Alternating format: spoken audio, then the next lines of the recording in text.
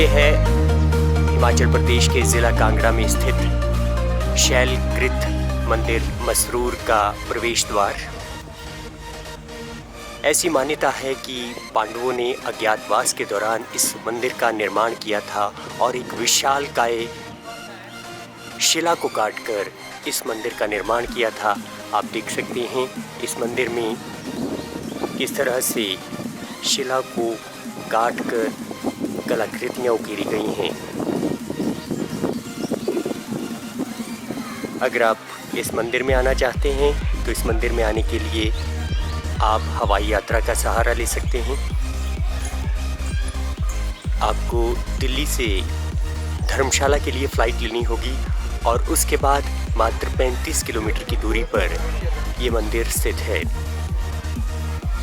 अगर आप रेल मार्ग से यहाँ आना चाहते हैं तो आपको पठानकोट से नगरोटा सूर्या के लिए ट्रेन लेनी होगी और उसके बाद फिर 15 किलोमीटर का रास्ता बस द्वारा तय किया जाएगा।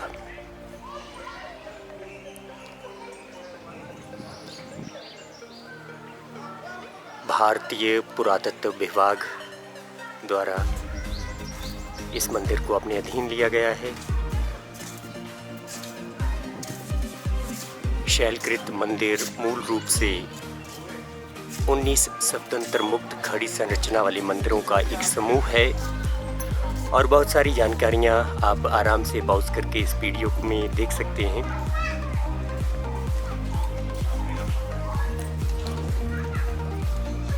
पुरातत्व विभाग द्वारा यहाँ पर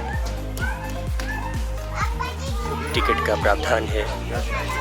आप QR कोड स्कैन करके टिकट खरीद सकते हैं।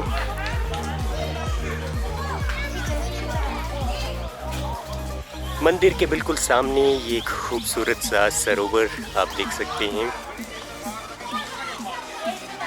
ज़िला कांगड़ा की धौलाधार पर्वत श्रृंखला के बिल्कुल आंचल में स्थित है ये खूबसूरत मंदिर।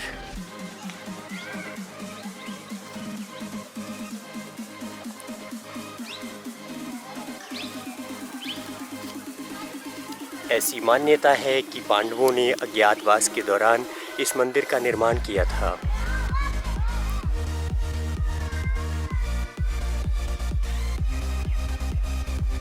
ये खूबसूरत सा सरोवर इस मंदिर की खूबसूरती को चार चांद लगा देता है।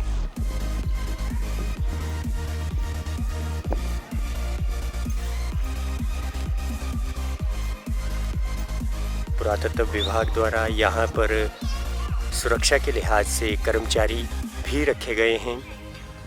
अगर आप भारतीय नागरिक हैं तो आपको मात्र 25 रुपये देकर इस मंदिर के खूबसूरत दृश्य के दर्शन हो सकते हैं। आप ऑनलाइन भी इसका भुगतान कर सकते हैं।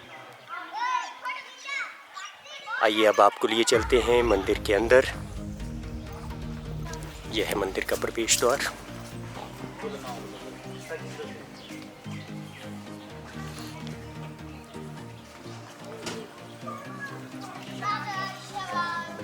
यहाँ पर इस खूबसूरत से सरोवर में बहुत सारी मछलियाँ भी हैं।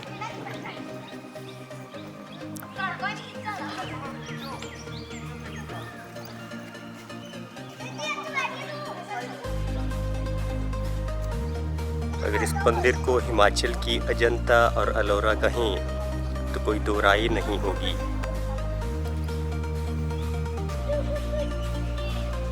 कितनी खूबसूरती से पत्थर को काटकर, पत्थर को तराश कर इतने खूबसूरत से डिज़ाइन तैयार किए गए हैं।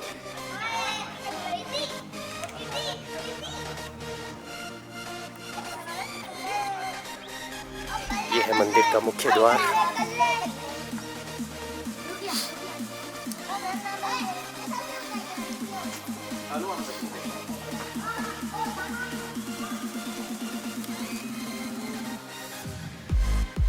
मंदिर के मुख्य द्वार में भगवान श्री राम, लक्ष्मण और माता सीता की मूर्तियां विराजमान हैं।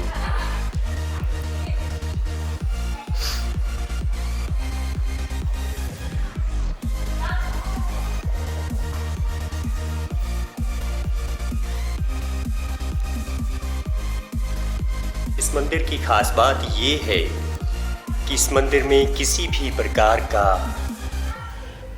चढ़ावा या फिर राशि दान के रूप में नहीं चढ़ाई जाती है। विभाग द्वारा बाकायदा यहाँ पर बोर्ड लगाया गया है और ये निर्देश दिए हैं कि किसी भी प्रकार की राशि अथवा भेंट चढ़ावा ना चढ़ाएं। ऐसी मान्यता है कि शाम के समय भगवान श्री राम का बिस्तर यहाँ पर सजा दिया जाता है और जब सुबह ये द्वार खोला जाता है तो उनके बिस्तर पर ऐसा प्रतीत होता है जैसे रात को कोई आकर सोया हो। प्रवेश द्वार पर देखिए किस तरह से खूबसूरत नक्काशी की गई है।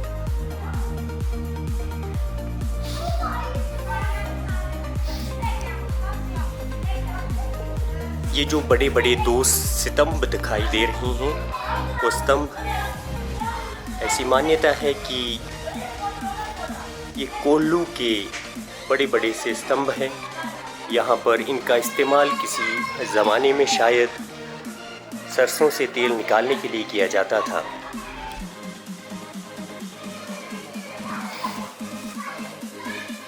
मंदिर के दाईं ओर ये सीढ़ियाँ हैं।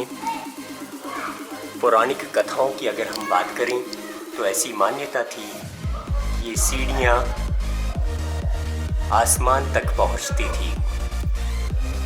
एक पौराणिक कथा के अनुसार एक तेलन 6 महीने की रात जब होती थी तो एक तेलन ने 6 महीने तक कोल्लू चलाया था और जब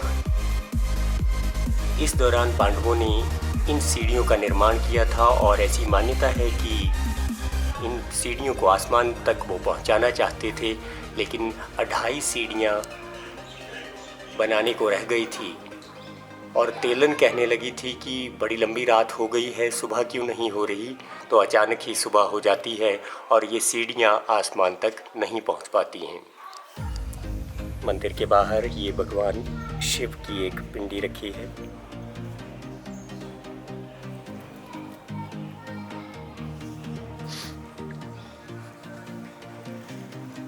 मंदिर के बिल्कुल सामने देखें तो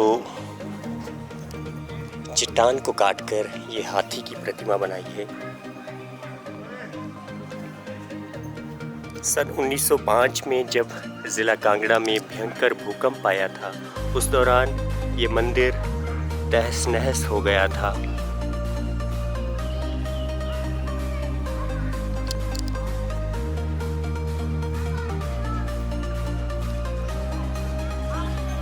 बहुत सारी कलाकृतियाँ उस दौरान विखंडित हो गई थी। देखिए कितनी खूबसूरत कलाकृतियाँ चट्टान को काटकर बनाई गई हैं। और ये मंदिर के बिल्कुल सामने वाला सरोवर इस मंदिर की खूबसूरती को 4 चांद लगा रहा है। ये मंदिर के बाईं ओर का दृश्य है। यहाँ पर भी खूबसूरत नक्काशी की गई है चट्टान को तराशकर। जिस तेलन का जिक्र मैंने आपसे किया था, इस तरफ उस तेलन की रिहाइश हुआ करती थी।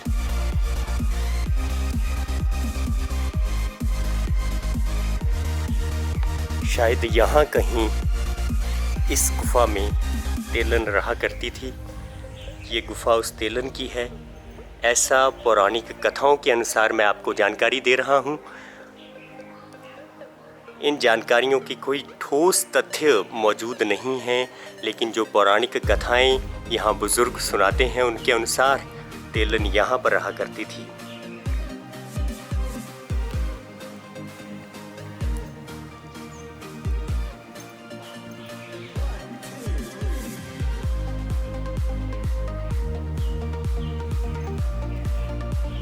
ये देखिए किस तरह से खूबसूरती से चट्टानों को तराश कर इस खूबसूरत मंदिर का निर्माण किया गया है।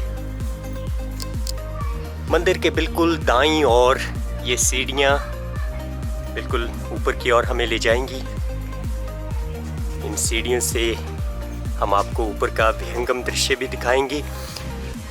इस मंदिर में बिल्कुल बाईं ओर यहाँ ये एक राजकीय विद्यालय भी है। राजकीय वरिष्ठ माध्यमिक विद्यालय मसरूर इस विद्यालय का नाम है। बहुत खूबसूरत विद्यालय।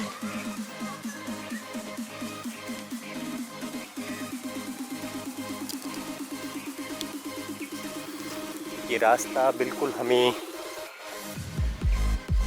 मसरूर रॉक कट टेम्पल के टॉप तक ले जाएगा और वहाँ से हम देखेंगे इस मंदिर की खूबसूरती को।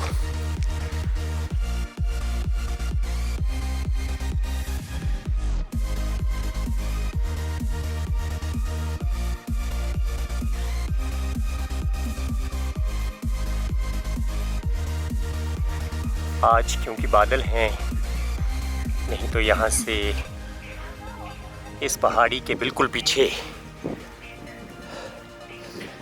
धौलाधार पर्वत श्रृंखला है।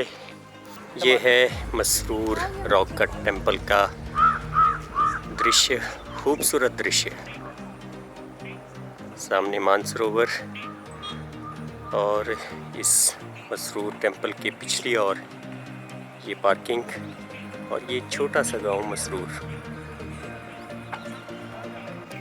इस मंदिर की अगर हम चोटियों की बात करें तो अगर आप ध्यान से देख रहे हों तो यहाँ पर 1, 2, 3 लगातार प्रतिमाएं दिखाई दे रही हैं। ठीक उसी प्रकार से अगर इस निचले वाले मंदिर की बात करें तो यहाँ पर भी हमें 3 मूर्तियाँ सी दिखाई दे रही हैं। ऊपर से ये मंदिर विखंडित हो चुका है, इसलिए हमें अंदाज़ा नहीं है कि इस मंदिर के ऊपर क्या क्या कलाकृतियाँ की गई होंगी। अगर आप सुबह से सफ़र कर रहे हैं और यहाँ पर पहुँचे हैं, आपको भूख सता रही है, तो मंदिर के बिल्कुल पास ही ये छोटी सी दुकान है। यहाँ पर आपको चाय, नाश्ता, पकौड़े और मैगी मिल सकती है। मंदिर के बिल्कुल सामने जो सरोवर है, उस सरोवर में ये मान्यता है कि यहाँ की मछलियों को कभी भी मारा नहीं जाता और जो भी श्रद्धालु यहाँ आते हैं वो इन्हें दाना खिलाकर पुण्य कमाते हैं। आइए यहाँ की मछलियों से आपको मिलवाते हैं।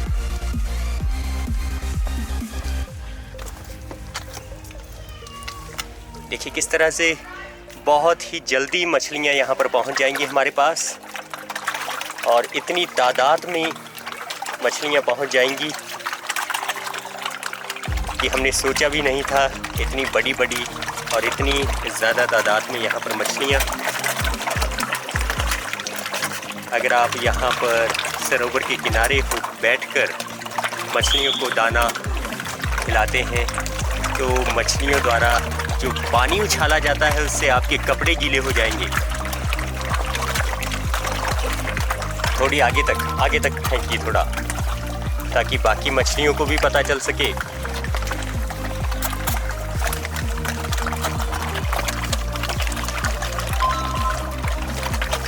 देखिए कितनी खूबसूरत मछलियाँ। इन मछलियों को कभी भी पकड़ा नहीं जाता, कभी भी इनको मारा नहीं जाता और किसी भी प्रकार के जूठे बर्तन, जूठे कपड़े या जूठे हाथों को इस सरोवर में नहीं धोया जाता, क्योंकि लोगों की धार्मिक आस्था इस सरोवर के साथ जुड़ी हुई है। ये सरोवर शैलकृत मंदिर के बिल्कुल प्रांगण में स्थित है। तो दोस्तों ये तो था हिमाचल के ज़िला कांगड़ा में स्थित शैलकृत मंदिर मसरूर का विहंगम दृश्य। अगर आपको हमारा ये वीडियो अच्छा लगा है तो चैनल को सब्सक्राइब ज़रूर कीजिएगा, बेल आइकन भी दबाइएगा।